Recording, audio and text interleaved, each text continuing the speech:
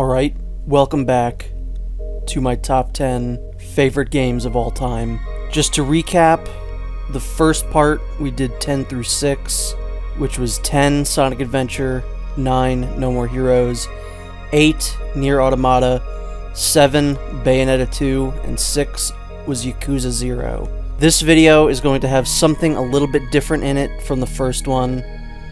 As you can no doubt imagine, if you know anything about me, there's probably going to be a Resident Evil game on this list somewhere. And as much as I would love to just be able to put, number blank, the Resident Evil series, and just put the whole thing on there so I don't have to elaborate, I am forcing myself to pick a game in the series to represent the series.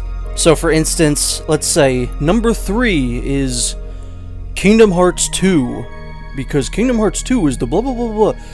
So it's gonna be like that at a certain point. So let's get started with the list, and get started off with number 5. The air seems to be flowing again, that's a start. What the hell was that? Automatic quarantine must have tripped when the filtration system restarted. Everybody relax. What was that? Did you hear that? Not sure. What the hell? I don't know. Something's in the room with us. Jesus! Open fire! Open fire! Get the power! Come on. Got it! Isaac! Get the hell out of there! Run! The original Dead Space. As you may or may not know, I am a big horror game fan. I have very high standards when it comes to horror because I don't get scared by things, but I love the aesthetic of horror. So something really has to hit me in the right place for me to really love it. And Dead Space is visually fantastic. There's not a whole lot out there like it. I love how gory it is. It's gruesome. The designs are great. The sound design is absolutely top-notch. I don't think there's anyone that would ever argue against how good the sound design is. The story is really engaging. You know, it's a very simple story, but it's one that always keeps me engaged every time I play through it. The atmosphere is unmatched. The USG Ishimura is one of my all-time favorite video game locations, and it's one that I always look forward to revisiting like every year or so. And not only that, it has some of my favorite backstory and lore. I'm a big lore guy. I love when there's weird hidden shit behind the scenes of a story, or groups working behind the scenes to, some nefarious goal. I love that. And the unitologists, all the weird just stuff in the game I really appreciate. I love it. I like the dismemberment. I think that's very cool. It's a cool concept, especially for a zombie type game. I'm a fan of zombie games that don't just do zombies, because while a lot of my favorite games do involve zombies, I've never been a big zombie guy. I don't think they're interesting. The necromorphs are really cool. I love that you get to see them transform. I love how many different combinations of necromorphs there are. There's so many different kinds.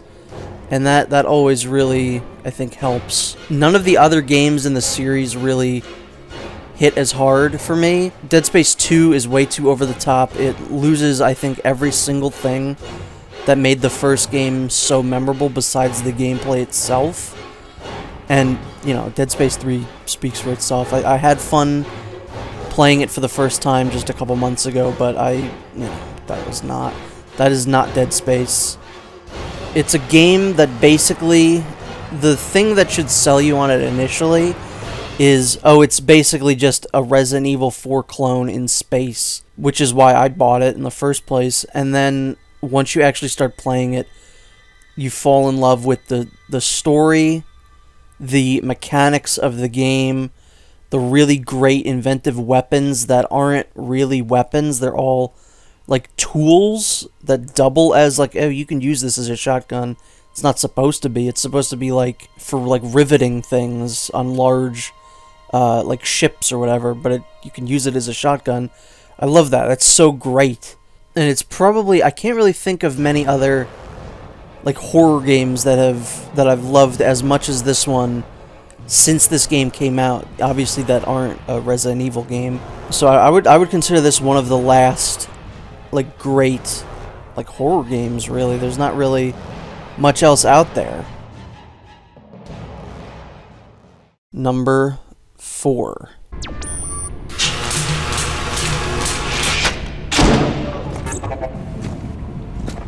What are you doing here? Getting you out. Here, put this on. You'll need it. You could get into a lot of trouble for doing this. Not anymore. Things have changed. We better go. What about the other prisoners? We can't just leave them here. They're gone. Hoffman pardoned everybody. Is that right? Welcome back to the army, soldier. Shit. The original Gears of War, much like the previous entry of Dead Space, this is a game that from the minute I played it, I fell in love with it. This is one of my all-time favorite games, obviously, otherwise it wouldn't be on this list. It has some of the best aesthetics in a game like this. When you think of it like a third-person shooter or like an Xbox 360 like bro shooter, just normal war stuff. No, this is like a post-apocalyptic Victorian like gothic world. It looks great. You've got what I would consider a perfect soundtrack. This is, if I was doing a list of best video game soundtracks, this would either be tied for number 1 or very close at number 2. It's so moody. It gets you so hyped. It's sad sometimes. It's epic. It's really truly one of the best, most memorable, most catchy, most somber video game soundtracks of all time. It's so unbelievably good. It's got some of my most favorite video game characters in here. Marcus, obviously being one of my favorites. He's just such a silly character. I love him. He's so over the top. He's such a classic, like, Schwarzenegger character put into a video game.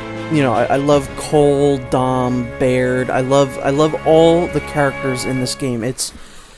Everyone has such a great defined personality. None of them are the same. They're all different.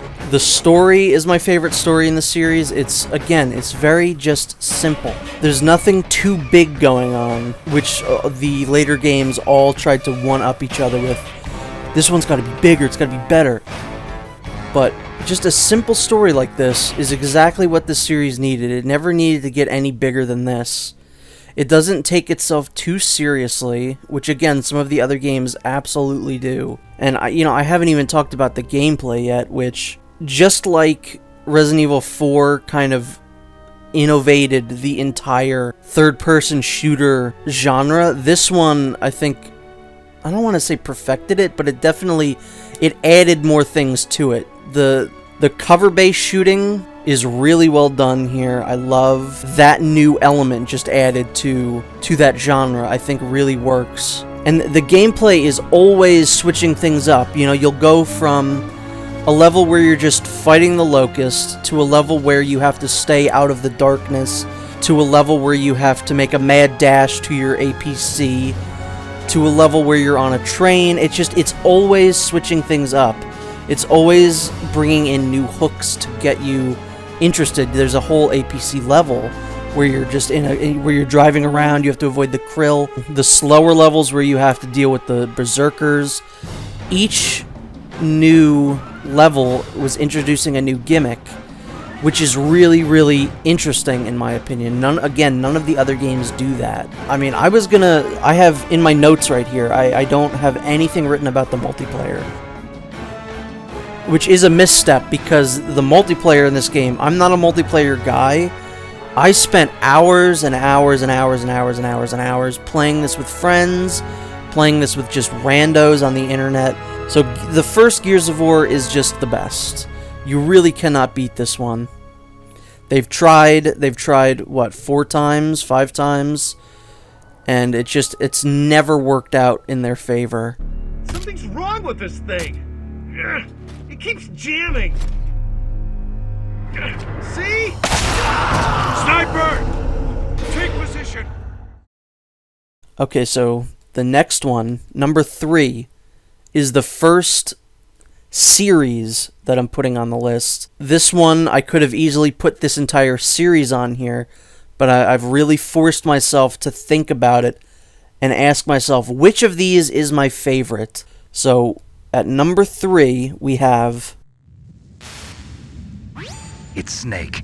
I'm in front of the disposal facility. Excellent, Snake. Age hasn't slowed you down one bit. The original Metal Gear Solid.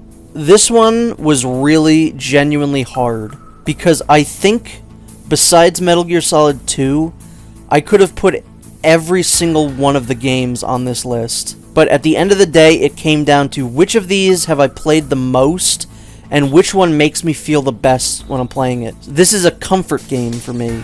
Metal Gear Solid is a game that I can put in my PlayStation 2 and play at any given time, any time whatsoever, and I will enjoy it, and I will probably play through to the very end. It's the most simple in the series. Again, you're seeing that kind of a lot, that once they start to get too complicated, I kind of get off the boat, but that does not apply to Metal Gear Solid. I love when they get complicated, but the story in this one, the setting is just simple, and because of that, I think it's endlessly replayable. There are some games that when I go back and replay them, I will skip the cutscenes most times, because I don't need to see them. Metal Gear Solid is one of those games that, for as long as it is, and for as long as the cutscenes are, I almost never skip them when playing it. Metal Gear Solid is a mixture of the gameplay and the cutscenes. You can't just experience one without the other. The story is great. I mean, once again, going back to Gears of War, a cast of characters that is genuinely, like, iconic, and I love every single one of them. I always love revisiting Snake, Otacon, Meryl, you know, all these characters that I absolutely love seeing and hearing. The cast is amazing, there's no denying that. In terms of the gameplay, this game has the best boss battles in the series, and that's saying a lot, because like Metal Gear Solid 3 has great boss battles, Metal Gear Solid 4 has great boss battles, Metal Gear Rising has fantastic boss battles. So when I say this one has the best roster, I think it really says a lot. You know, just inventive ways. Psycho Mantis. There's never been another boss like that. The soundtrack is incredibly atmospheric and probably the best in the series. Again, Harry Gregson Williams comes in later and really kind of makes it a more cinematic score as the games go on. But this one has a great, like, 90s, almost, it's more reminiscent to like a Snatcher game. You know, it gets heroic with the themes, the boss battle theme is great, but just the ambient themes when you're running around Shadow Moses absolutely rule. It's such a great soundtrack. I mentioned before with Dead Space that the USG Ishimura is like one of my favorite video game locations, and Shadow Moses Island is exactly the same. It's one of those that I would say is a seminal video game location that you'll never forget where you are in Shadow Moses. I could probably close my eyes and walk through Shadow Moses Island right now. Same with the USG Ishimura and a couple of other locations in key games. And out of all the games in the series, this one is definitely the one that I've played the most. And again, going back to, I think it's because it's the most simple. You're stuck in one location. It's easy to replay. You don't have to be like, where am I going now? It's a fun game to jump into and play at any time. And I guess to clarify, I am talking about specifically Metal Gear Solid for the PS1. The Twin Snakes is a good game. In terms of the gameplay, I think it might be better. But the presentation, like the coloring, how it's all muted, and the cutscenes being way wackier is worse. So I think it's a good game to play for gameplay, but in every other regard, it's worse. Huh? Whose footprints are these? Huh? What was that noise? Huh? Whose footprints are these? Huh? What was that noise? Huh? Whose footprints are these? Okay, here we are. The penultimate game, number 2. More and more, I find myself wondering if it's all worth fighting for. For a future without fear? Yeah, it's worth it.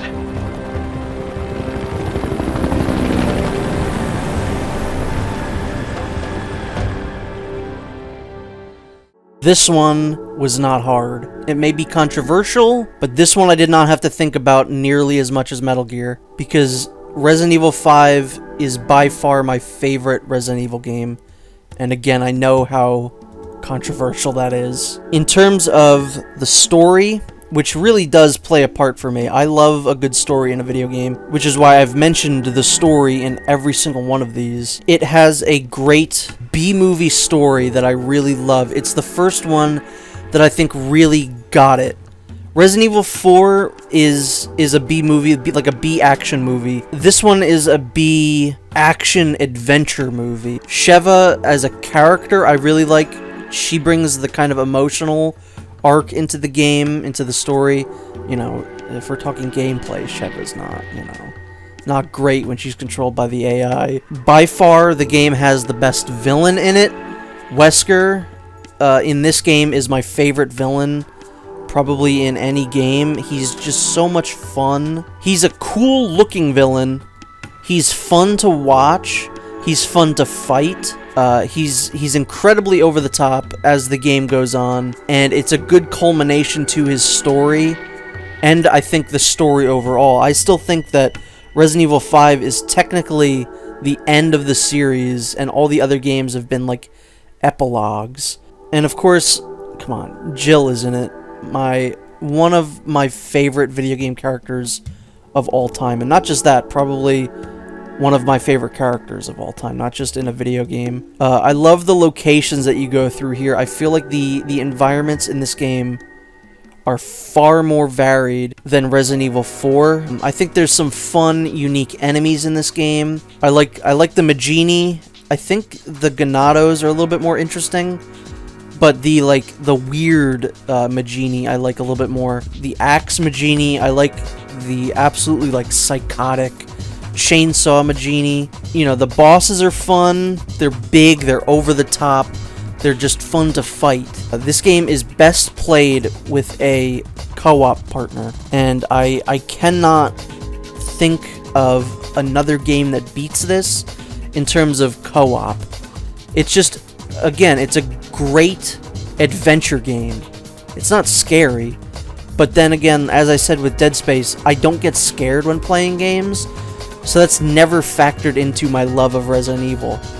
So it helps when a game like Resident Evil 2 Remake is really moody and atmospheric and just oozes horror. But it's not, it still doesn't do anything for me. I appreciate it and I love it, but I'm not going to get scared while playing it.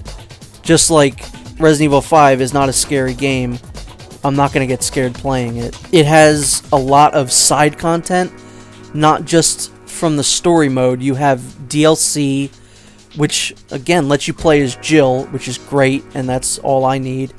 Desperate Escape and Lost in Nightmares are great. Lost in Nightmares specifically is one of my favorite stories in any Resident Evil game. I love the dynamic between Chris and Jill. It has the best Mercenaries mode, which, if we're talking Gears of War and games that I've spent a lot of times in the multiplayer in, Mercenaries probably has it beat. Because this game is so much fun to play with friends. It's, I think, even more fun to play just with strangers. It's got a great roster of characters to play as. Once again, this is another factor that really factors into why I like a game. The soundtrack. I've said this many times before. Every single Resident Evil soundtrack has really good songs in it. This one has the most consistent, solid score. Almost every single song in this game absolutely rules, whereas other games, there's like a handful of songs that are really good and the others are kind of forgettable. So while it might be a controversial choice, and I have been defending this game now for, 12 years? 11, 12 years?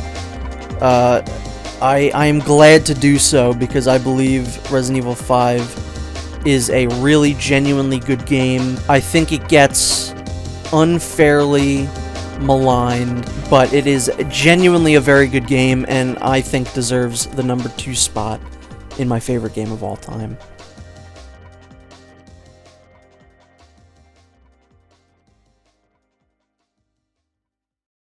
So now moving on to number 1, you might be looking and saying, wow, is he really going to talk about this one game for this long? No, I'm not, because I'm cheating. There are 2 number 1 games. You might be saying, well, then the last one was 3. This is an 11 best game of all time list. No. These are both number 1. These both deserve the number 1 spot. You might be able to guess what they are. Now, just because it says 1A and 1B doesn't mean one is better than the other. These are both great games. And my favorite games of all time are these 2 that I'm about to talk about. So the first number 1 is...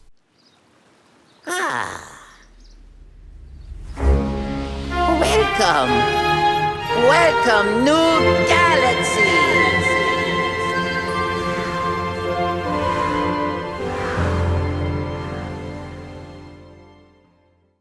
Super Mario Galaxy. Although I was toying with the idea of maybe Odyssey is better now. But no. It's still Mario Galaxy. Super Mario Galaxy 1 is still number 1, baby. It took the general concept of what Mario 64 and Sunshine were doing, kind of mashed them up and made them more consistent. The levels are better. There's less of them than in 64, but I think more than Sunshine, without like repeating a whole lot or being really bad like in 64. The Luma is such a great addition to Mario's moveset. I love just being able to basically control him like in Mario 64, but just with that added Luma with the spin jump. It helps you correct kind of mistakes that you've made. If you're about to fall off a cliff, you can use it for a safety, but it doesn't break the game in half, which is what's really spectacular about it, is that it helps you, but it doesn't make the game too easy. The movement in this game is great, and unlike 64 and Sunshine and some of the other games that came after or in the middle, completing this game doesn't feel like a chore. Every single star in this game is fun to collect, except, a couple. Luigi's purple coins, I'm looking at you. But the point is, I go through this game, and every time I do, I always just have fun playing every single star. It's one of the few games that, like, the entire time I'm playing it, I have a big, stupid smile on my face. Unlike Mario 64 and Sunshine to an extent, you don't overstay your welcome in each level. It's not like, okay, now I have to do the level where you have to collect 100 coins, or I have to collect all the red coins twice. You're zooming through these levels, I think. And if you do have to stay in a level, like in Mario 64, like, oh, I have to collect this amount of coins, it's usually a bonus star. It's not really one that you have to do. This game introduced a whole lot, and all of it works. Luma's great, Rosalina's great, and then if you look at, like, Sunshine, really the only thing that game introduced that's still around is probably Bowser Jr. Like, the Piantas, you don't see them, you don't see Flood. You're still seeing a lot of the things that Galaxy did. And this is another area where I think Odyssey might, this is why I was thinking about Odyssey. Until Odyssey came out, I would say Galaxy was probably the most mechanically sound 3D Mario game. I think it's very, very close now. Odyssey controls like a dream, and Galaxy controls slightly like less than Odyssey. But of course the game is built around how this game controls, so you don't really... Like, if Mario controlled like he did in Odyssey in this game, I don't think that would work. And once again, I must mention that this is probably the best soundtrack in literally any game. I said before, if Gears of War was on like a best soundtracks of all time list, it would probably be tied, or number 2. It would be tied with this one, or this one would be number 1. This is such a grand score. It's such an over-the-top soundtrack that every time I listen to specific songs in here, I get goosebumps. I just want to start playing the game instantly. It's a perfect soundtrack for a perfect game.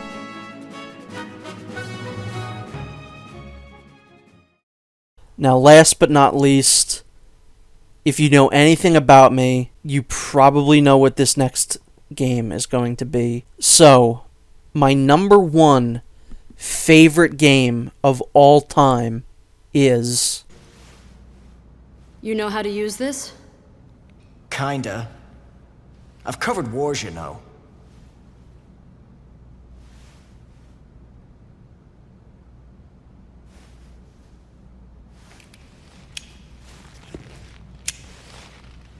The original Dead Rising. This is really not a shock to anyone, I'm assuming. Or maybe you were thinking, wow, that's weird, he didn't put Dead Rising on the list. I wonder why. Here it is, baby. Dead Rising. This is another one of those where I love all of the other games in the series. You know, Dead Rising 1, 2, and 3, they never made anymore than that. But this is clear. I was never going to put the series on here like I would with Metal Gear and Resident Evil. Dead Rising 1 is unequivocally the best. Undeniably the best one. It has the best atmosphere. By that I mean you're going through a normal-ass mall, but everything just feels wrong. It feels dark. It feels kind of grim. The story is by far the most engaging. I think this is probably my favorite story in a video game. I was talking before about Metal Gear Solid, how I rarely, if ever, skip the cutscenes in that game. This one, I don't think I've ever skipped the cutscenes in this game, because I am completely engaged every time I play through it. I am completely engrossed in the characters, the story, the twists and turns, the performances in the game. I'm blown away by them every single time. Speaking of the characters, I mean, really, what else is there to say? Frank West is not only my favorite video game character of all time, he is just my favorite character. I love Frank West so much. He is such a unique character. There's never been another video game character quite like Frank. TJ Rotolo is so good. He's got such a great voice for Frank. Frank is such a dick. He's such a bastard, but not an unlikable one, like some other games that may or may not have been made seem to think that he is. He's out for himself, but he also does care about the other characters here, just not as much as the story. The gameplay in this game initially is difficult.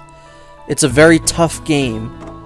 It's very much so like an old school, like a Mega Man game, which makes sense because it's made by the same guy. But it's fun to overcome, and now it's like riding a bike. Like, when the game came out on PS4, I, in one playthrough, got from level 1 to 50 by the end of the game. The side content is memorable as hell. The survivors, for better or for worse, are very memorable. You cannot deny that. Their stories are fun, they're wacky sometimes. The way that you get them to join is fun, it's interesting. It's not just as simple as talk to them. The boss battles in this game, the optional ones, the required ones, are all so much fun to fight. They're all so unique, and none of them feel the same. You know, you fight a cop who tries to taser you, you fight a clown with chainsaws, you fight an incel with Molotov cocktails, you fight a guy up on a tank. It's great. As you progress through the game and level up more, you get to unlock more skill moves, which are genuinely very fun to use. And the mall itself is, again, going back to Shadow Moses Island, the USG Ishimura, one of my favorite locations in any game. It's such a fun location to explore. Again, the soundtrack is very interesting because it's not like you're hearing, you know, like a traditional video game score. You're hearing the music from the mall, which is so different. You know, when the lights turn out at night, the music stops. You don't get to hear that anymore. The vocal themes, like the heavy metal, like boss themes, are great. It's just a very, very memorable soundtrack overall. Dead Rising 1 is by far, without a doubt, my favorite video game of all time.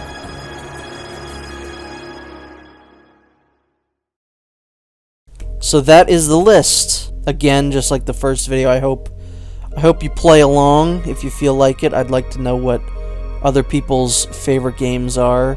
There were some things on this list that surprised me when I was really going through them. The fact that I didn't put a single Devil May Cry game on this list, I feel really bad about, but I feel like if it was 11 top games of all time, Devil May Cry 5 probably would have been right there. But, you know, I couldn't put every single thing on here. But, yeah, that's my list. I hope you enjoyed this. I had fun making this video, with these videos. I like doing these kind of different types of videos. So, thank you if you watched. You know, put down below what you would list your top games as. So, thank you very much for watching, and I'll see you next time.